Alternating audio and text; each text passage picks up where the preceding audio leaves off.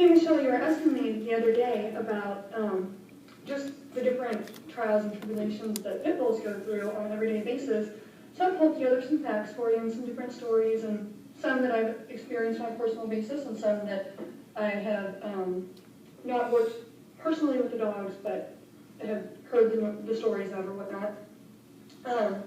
First I wanted to let you know that in Kansas City alone, 30 pit bulls die every single day. And that's from a mixture of them being fought and dying in the pits, from neglect, from abuse, and then also from being put down in shelters because none of the shelters will adopt pit bulls out.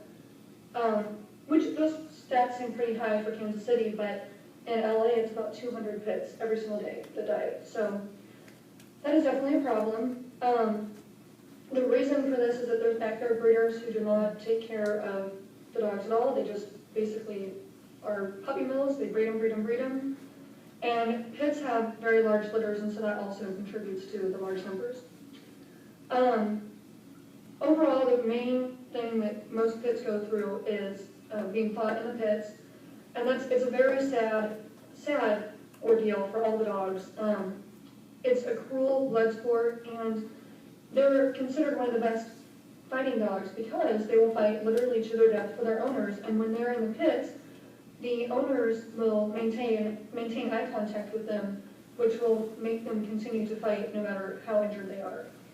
And something that will turn my stomach more than anything is hearing different clips of what they call them dog men. They're the people who fight the dogs.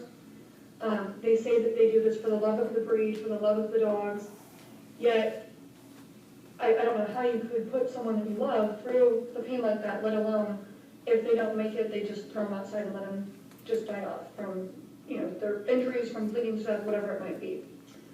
So I'm going to tell you a few individual stories. My personal one is of my dog, Montana. He showed up on my doorstep during a snowstorm, neglected, abused. All of my friends told me that he wasn't going to make it, I should just have him put down, and I spent all my time and energy in getting this dog back to health and named him, his full name is Tony Montana because he has a scar on his face from where he was either fought or I think he was kicked. So it's Tony Montana Scarface from the movie, I don't know if you're familiar with that. Other stories of dogs that we have dealt with through the organization I'm with, Missouri Pit Bull Rescue. We've rescued a dog that has been literally picked up and put on a barbecue grill and has the scars down the side of his body, which will forever be there.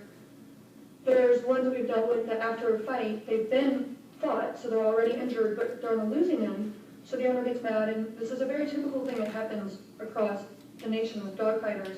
They'll douse them in lighter fluid and light them and have them run down the street until they burn to death. Another more recent story that we've dealt with, we just found a pretty good foster home for this dog. He was a male pit who was found hanging from his genitals. He is a large pit, he's about 60 pounds underweight, so you can imagine that heavy of a dog. His penis had gone through his scrotum, so obviously lots of surgery and lots of money put into that. And he's doing great now, and he's turned out to be a wonderful dog. And we've only had him for about 3 weeks now, and he's just made a 180 turnaround. Another dog that we've dealt with is, this was a couple months ago. We found her, and she had just on her forehead, or on her head, she had about 35 plus cigarette burns, and then more down her body, again, starved, abused. And one that was kind of an interesting story, this was not with the organization I went, it was a different rescue organization. Some police went into a house, it was a drug raid, and unfortunately there was no one there, but they did find drugs and whatnot, but they heard a noise in the refrigerator. They opened it up, and it was one of the refrigerators that has a freezer box on the inside. And in the freezer box, there's a black trash bag, and there's a little black pit bull puppy in there who was near death. They ended up being able to revive him, get him back to health, and he is now one of the top drug dogs in the nation because they named him Popsicle. It's actually a very kind of warm, fuzzy story. I could go on forever. There's so many stories on him, and I think that that's one of the most frustrating things working with the Missouri Pit Bull Rescue is hearing these stories and then hearing people who will talk about how bad the breed is, and that in all reality they are one of the best breeds, one of the best with humans, and after humans do these awful, awful things to them, how they can still be so loving and so nice, and a really rewarding breed to work with.